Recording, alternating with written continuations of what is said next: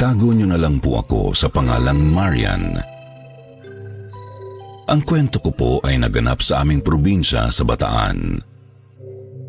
Gusto ko lang po sanang ibahagi ang aking kwento. Isang hindi makakalimutan na pangyayari noong ako ay nag-aaral pa ng high school. Malapit na ang JS prom namin noon, kaya nagpa-practice na ang aking mga kaklase. Malapit lang ang bahay namin sa aming eskwelahan, kaya katuwaang nagkayayaan na magpunta sa bahay namin ang mga kaklase ko. Dumaan kami sa tindahan para bumili ng alak, kahit na hindi naman kami sanay uminom.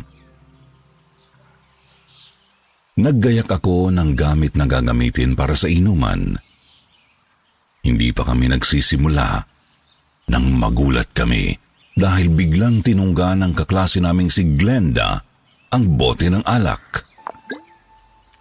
Pilit namin siyang pinipigilan, pero ayaw niyang bitawan ang bote. Parang tubig lang niya kung inumin ang alak. Para siyang uhaw na uhaw. Kasali si Glenda sa kotilyon. Kaparis niya ang aming kaklase na si Willie. Hindi naman gagalingang sumayaw si Glenda, Sir Jupiter. Pero noong pagkatapos niyang tunggain ang alak, ay inaya siyang mag-practice ng sayaw ni Willie. Bigla kaming nagtaka dahil mahusay ng sumayaw si Glenda. Noong araw na din na iyon ay may bisita ang nanay ko na isang dating kapitan na itago natin sa pangalang Romer. Si Manong Romer po ay kapitbahay din ni Glenda. Nakatingin ang dating kapitan kay Glenda.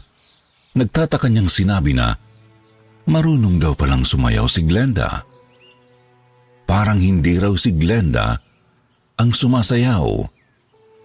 Kilala rin po kasi ng mga kapitbahay si Glenda na parehong kaliwa ang paa. Hindi na lang namin pinansin ang sinabi ni ex-kapitan Romer. Pagkatapos ng practice ni Glenda at Willie, ay nagpahinga sila sa aming sala. Napansin na lamang naming iba talaga ang ikinikilos ni Glenda. Dahil doon ay naiinis na si Willie sa kanya.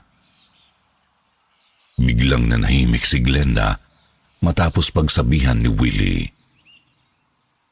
Pero ikinagulat namin ang ginawang aksyon ni Glenda. Inuuntog ni Glenda ang sarili sa upuan at saka nagpapagulong-gulong din sa sahig.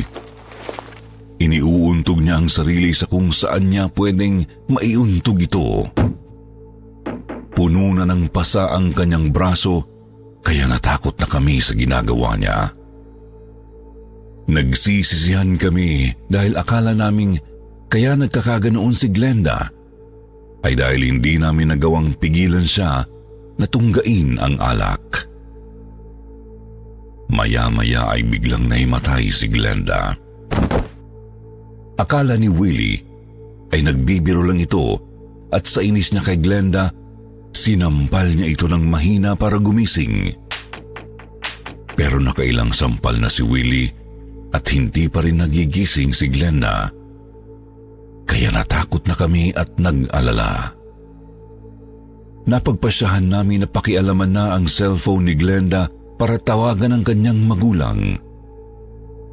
Nang dumating ang kanyang nanay, ay hinipo nito ang tainga ni Glenda. Narinig namin ang sinabi nito na ang isang tainga raw ay malamig at ang isa ay mainit. Hindi umimik ang nanay niya. Parang alam na nito ang nangyayari. Inutusan ng nanay ni Glenda ang mga kaklase ko na buhatin siya. Nagulat na lamang kami dahil hindi nila magawang buhatin si Glenda. Napakabigat daw ni Glenda. 3 na ang bumubuhat sa kanya pero hindi nila magawang iangat ang katawan. Para mabuhat si Glenda ay tumulong na rin ako pati ang kaklase pa namin na si Lisa. Hirap na hirap kami sa pagbuhat kay Glenda. Dinala namin siya sa magtatawas. Pagkadating sa bahay ng nagtatawas ay hinipo rin nito ang magkabilang tenga ni Glenda. Nagulat kami nang sabihin ng magtatawas na nasasapian daw si Glenda. Pagkasabi niya nito ay biglang nagsalita si Glenda at iba na ang boses niya. Naging malaki ang kanyang boses at garalgal. Humihingi ng tulong si Glenda. Nalilito pa kami sa sinasabi niya. Paulit-ulit niyang sinasabi na nandyan na siya. Pero hindi namin alam kung sino ang tinutukoy niya.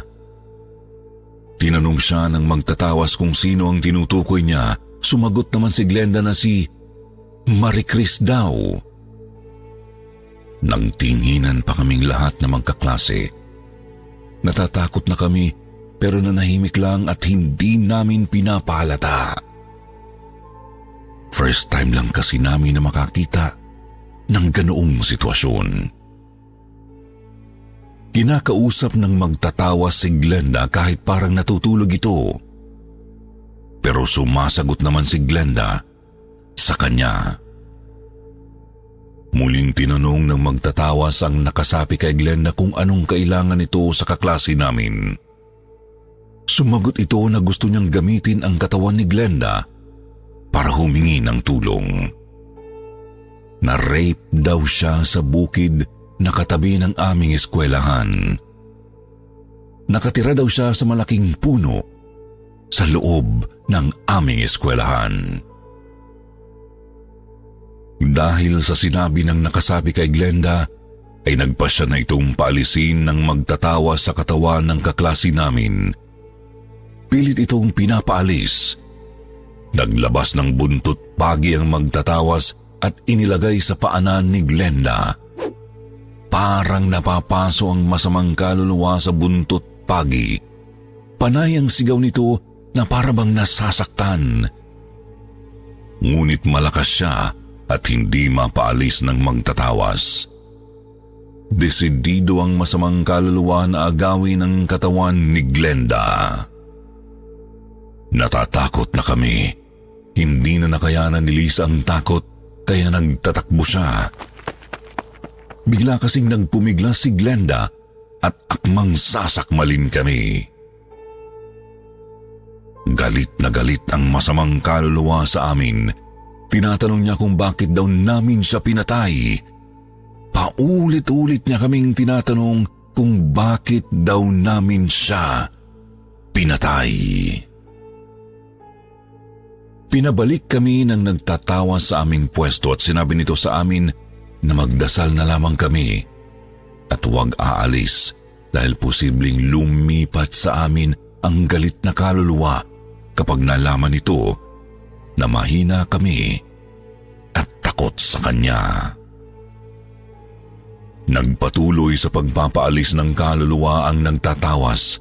Sinabi nito na maawa na sa aming kaklase kasi bata pa ito at huwag gamitin sa paghihiganti. Hanggang sa sinabi ng kaluluwa na aalis na siya sa katawan ni Glenda. Latang-lata si Glenda. Kitang-kita namin sa mukha niya na nagtataka siya kung bakit siya naroon sa lugar ng magtatawas. Pero hindi na namin siya nakausap dahil iniuwi na siya sa kanyang magulang. 2 linggo akong hindi gaanong nakatulog, Sir Jupiter, dahil tuwing pipikit ako ay mukha ni Glenda na sinasapian ang nakikita ko. Nang pumasok na kami sa eskwela, ay parang normal naman si Glenda. Tinanong namin siya kung may naaalala siya noong sandaling nasapian siya. Pero sinabi niya na wala naman daw. Masigla na siya at walang bakas na sinapian. Ikinuwento namin sa kanya ang nangyari. Pero hindi pa kami nangangalahati sa kwento, ay pinigilan na niya kami. Huwag na raw naming ikwento dahil kinikilabutan daw siya.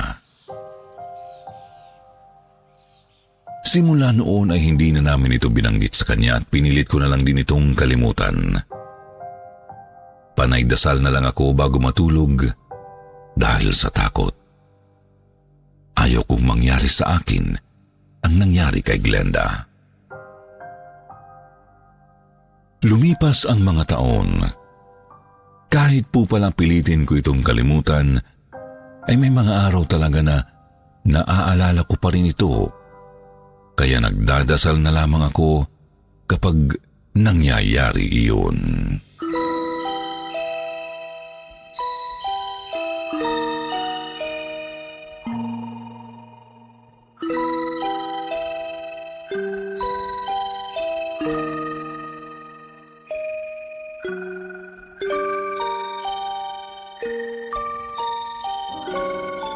Magandang gabi po.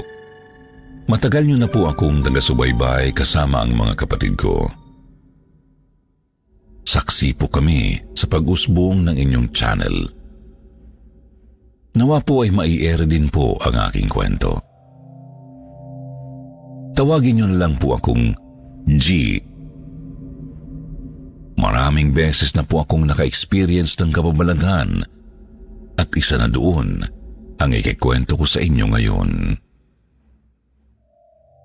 Marahil ay marami na rin ang naka-experience kagaya ng nangyari sa akin. Marahil ay marami rin ang naniniwala sa sanib. Nangyari ito noong October 2017. Malapit na noong mag-undas. Bumisita kami noon sa biyenan ko dahil gusto ko lang lumabas din ng bahay. Nakatira kami sa isang baryo at nasa syudad naman ang bahay ng biyenan ko. Isang tanghali, abala ang lahat sa pag-aayos ng gamit nang may tumawag sa biyenan ko mula sa palengke. Magpunta raw siya doon para sunduin ang anak niya na hipag ko.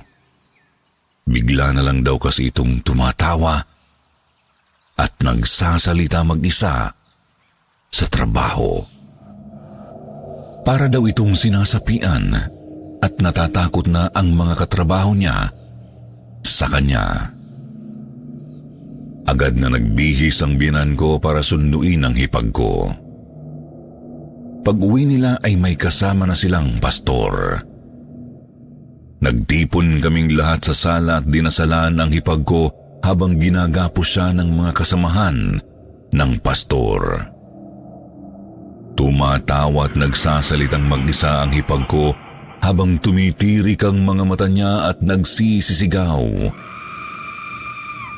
Habang nagdadasal kami, naglapat ng puting panyo ang pastor sa kaliwang tainga ng hipag ko bago niya ito kinausap.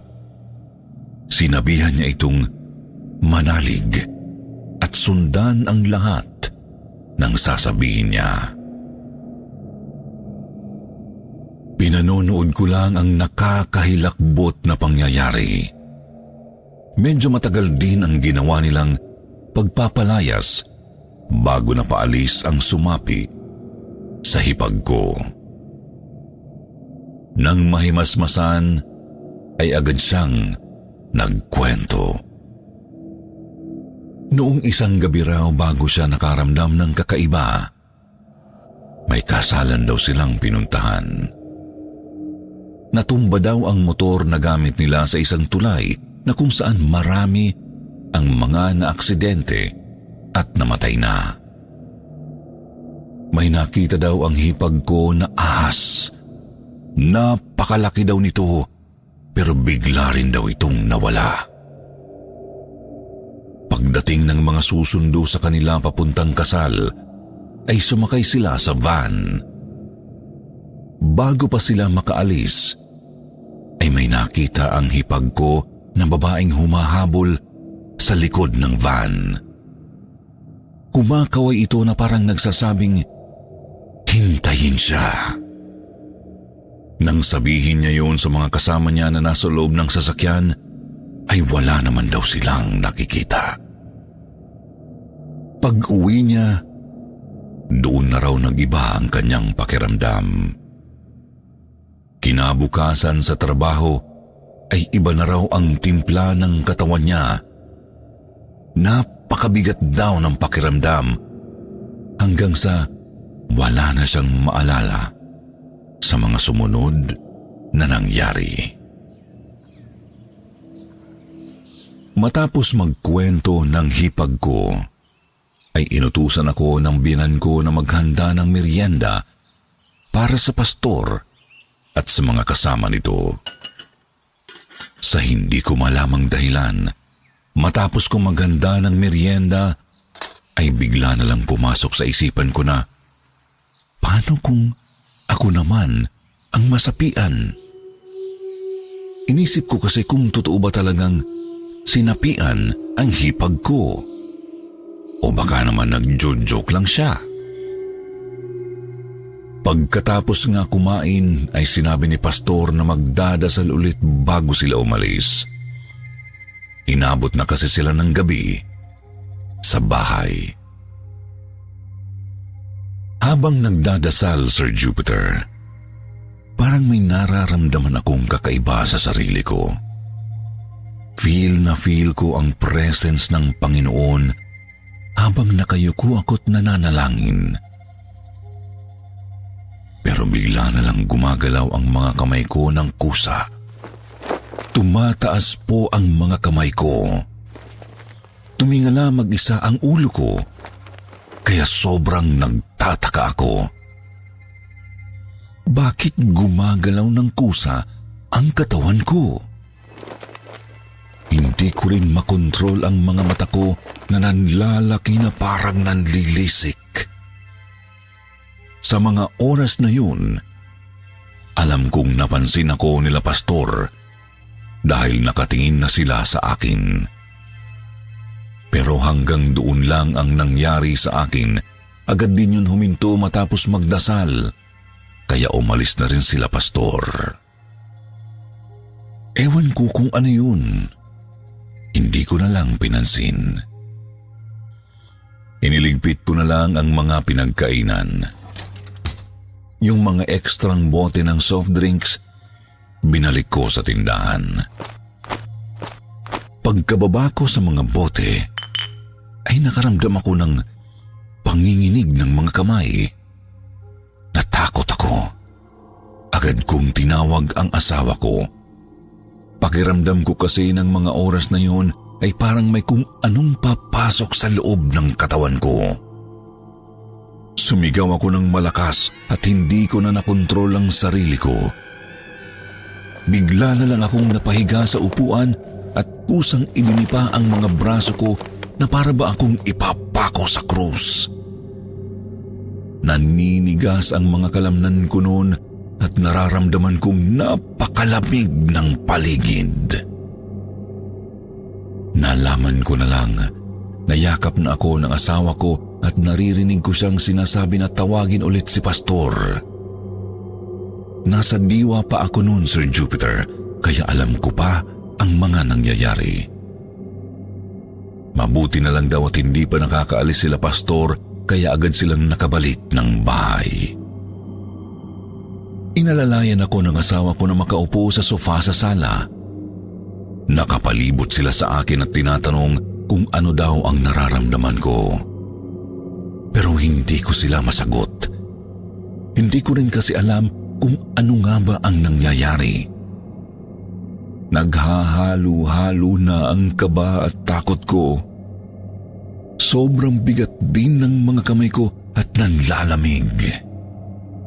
Nang mga sandaling yun, dama ko na may ibang presensya na hindi namin nakikita sa loob ng bahay ang nakahawak sa mga kamay ko. Pagbalik nila Pastor, kinausap niya ako at agad na nagdasal. May inilapat siyang puting panyo sa kaliwang tenga ko. Pinapaulit niya sa akin ang mga salitang binabanggit niya. Kaso, hindi ko magawa.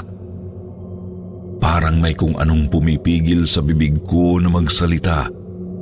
Parang may kumukontrol sa akin. Nanlilisik na ang mga mata ko noon at parang may gustong kumawala sa katawan ko. Hindi ko rin mapigilan ang pagtawa ko. Isang nakakatakot na pakiramdam ang bumalot sa akin. Parang gusto kong pumatay ng tao. Ganon ang pakiramdam ko pero may halong takot na hindi ko maipaliwanag. Dasal ng dasal ng mga kasama namin. Sabi nila lumipat sa akin ang kaninang sumapi sa hipag ko. Pero hindi pala. Bigla kasing tumawa ng malakas ang hipag ko, pati pamangkin ng asawa ko ay bigla ring nagsisigaw. Pinigilan pa niya noong una dahil pinilit niyang kumanta ng worship song. Pero hindi niya rin nalabanan. Sigaw na lang siya ng sigaw habang umiiyak tawag ang papa niya. 3 na kaming sinasapian noon. Naging pipi ako dahil sa kahit anong pilit kong magsalita ay wala akong boses at biglang bumigat ang mga paa ko. Para din pong nangingitim na ang mga kuko ko sa sobrang lamig habang dinadasalan kaming 3. Maya-maya, gumaan ang pakiramdam ko. Nawala na yung mabigat na pakiramdam ng sapi. Kinausap ako ni Pastor. Sabi niya sa akin, huwag ko daw pansinin ang tumatawag sa akin at huwag na huwag ko raw liliunin ang pinanggagalingan ng boses nito. Hindi ko na alam ang nangyari. Basta nalaman ko na lang na pati si Pastor po ay sinasapian. Kasama na siya sa dinadasalan hanggang sa naging maayos uli ang pakiramdam ko. Naging maayos na kami lahat, pati si Pastor. Hindi ako makapaniwala sa nangyari sa amin. Kinausap pa ako ni Pastor kung may kamag-anak daw ba ako o ako mismo na sumasamba sa mga ribulto. Sumagot ako na wala sa pamilya namin, pero mayroon sa asawa ng tito. Yun lang naman ang tanong sa akin, pero alam ko na agad ang punto niya. Natapos ang pangyayaring iyon, natakot ako. Nang makausap ko ang asawa ko, sinabi niya sa akin na habang sinasapian daw ako, ay sinasabihan niya raw ako na lumaban. Pero nakatingin lang daw ako ng seryoso sa kanya. Sinabi ko pa raw na hindi ko siya kilala at hindi ko siya asawa. Ang nakakagulat, Sir Jupiter, nagpakilala raw akong si Grace. Pinipilit raw ng asawa ko na maalala ko ang sarili ko, pero pinagdidiinan ko na ako si Grace. Tapos bigla ko na lang daw hinalikan ng asawa ko sa harap ng pastor. Nagulat talaga ako dahil wala akong maalalang ganon. Narealize ko na hindi pala ako gising sa buong magdamag na sinasapian ako. Yung iba kasi natatandaan ko, pero ang iba ay hindi na. May sandaling parang nabablangko ang utak at paningin ko. Parang bigla akong napupunta sa madilim na lugar. Tapos magdadasal ako sa takot at doon biglang bumabalik ang diwa ko. At makikita ulit na nagdadasal ang lahat. Pakiramdam ko talaga ay may kung anong puwersa na pinapaalis ako sa sarili kong katawan.